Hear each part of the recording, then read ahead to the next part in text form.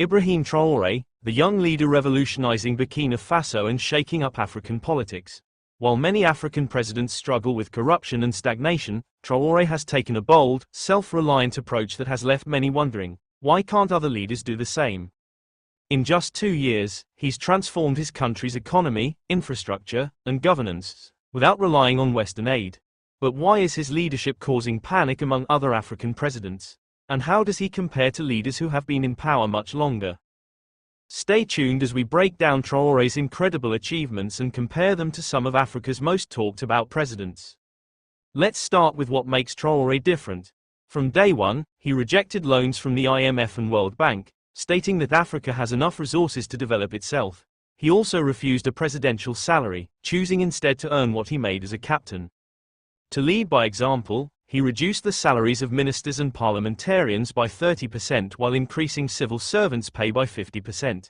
He also paid off Burkina Faso's $4.79 billion national debt using internal revenue, proving that African nations don't need to depend on Western financial institutions.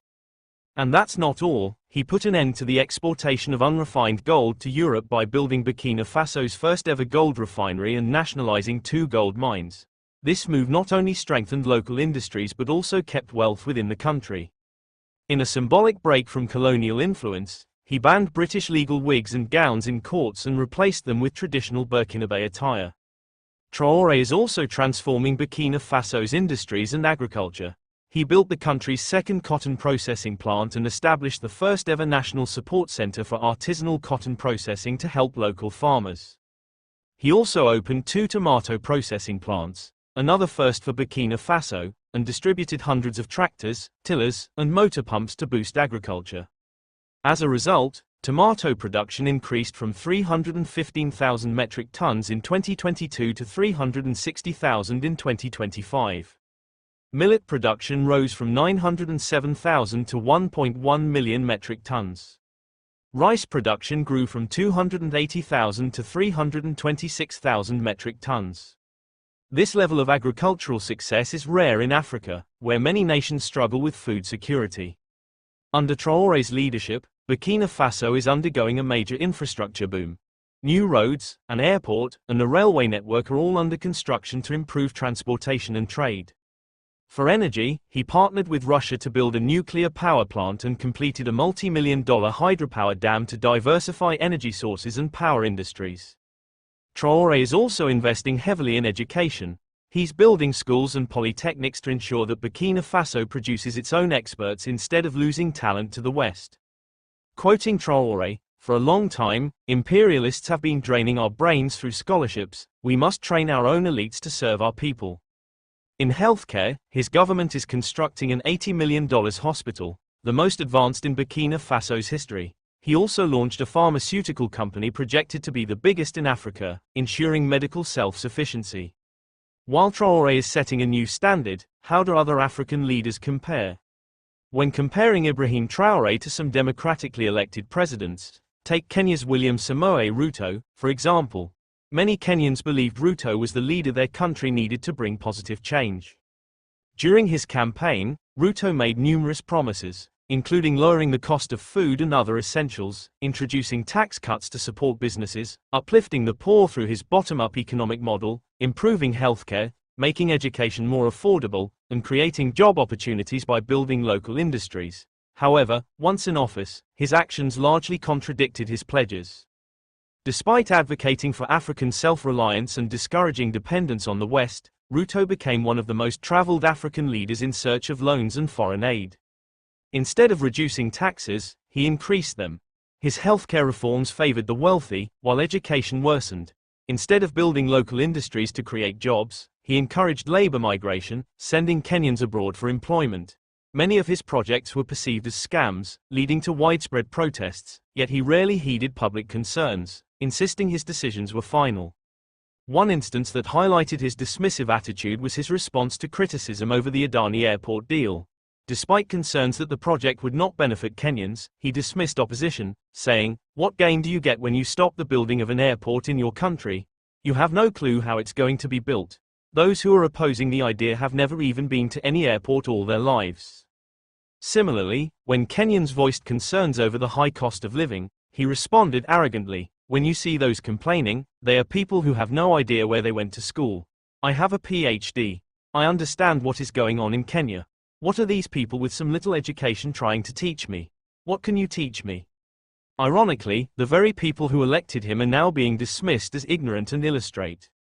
During his campaign, Ruto also vowed to discourage importation of goods that could be made locally. He promised to establish industries to process agricultural produce, develop a textile sector, and support small-scale businesses like carpentry to boost employment and economic growth. However, rather than fulfilling these pledges, he promoted labor migration, failed to set up local industries, and personally indulged in luxury designer brands instead of supporting local products. Due to his aggressive taxation policies, many Kenyans have mockingly nicknamed him Zaccheo, Swahili for Zacchaeus, the biblical tax collector known for his greed. Since taking office in August 2022, Ruto has introduced numerous new taxes and increased existing ones, making him unpopular among the struggling masses who feel betrayed. While he defends these taxes as necessary sacrifices to reduce government borrowing and national debt, many Kenyans feel deceived, especially as he continues making frequent foreign trips seeking loans and financial aid. As frustration grows, some Kenyans have started drawing comparisons between Ruto and Burkina Faso's Ibrahim Traoré. Public transport vehicles, commonly known as matatus, now display images of Traoré, reflecting the admiration many Kenyan youths have for his leadership style. Turning to Nigeria's President Bola Tinubu, there isn't much positive news about his leadership. Most online articles highlight widespread disappointment with his governance.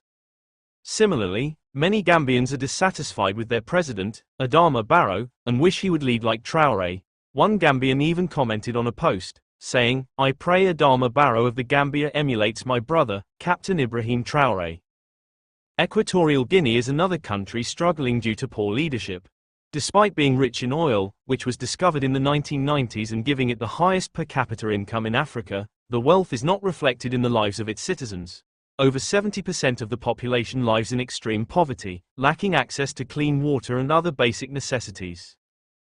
The country's leader, Traoré Obiang, was democratically elected but first came to power through a coup that overthrew his uncle and the first president, Francisco Macias Nguema. Initially, Obiang's rule seemed more humane, giving people hope for change. However, over time, his government became increasingly oppressive, despite maintaining a democratic facade. Every election in Equatorial Guinea has reportedly been manipulated to ensure he remains in power, making it seem like he intends to rule for life. Corruption is widespread at all levels of government, particularly among top officials, leaving the nation impoverished despite its oil wealth. Additionally, Obiang appointed his son, Traoré, as vice president. Traoré is notorious for his lavish lifestyle, funded by taxpayers' money, and his father appears to be grooming him as his successor. If this happens, Equatorial Guinea could face even more instability in the future. These cases highlight the stark contrast between democratic leaders and a revolutionary like Traoré. Despite Traoré's achievements, Western nations and some African leaders want him to step down and return the power to civilian rule. But Burkinabés aren't having it. When he hinted at stepping down, thousands gathered in the capital, Ouagadougou, demanding he remain in power, a rare sight in Africa.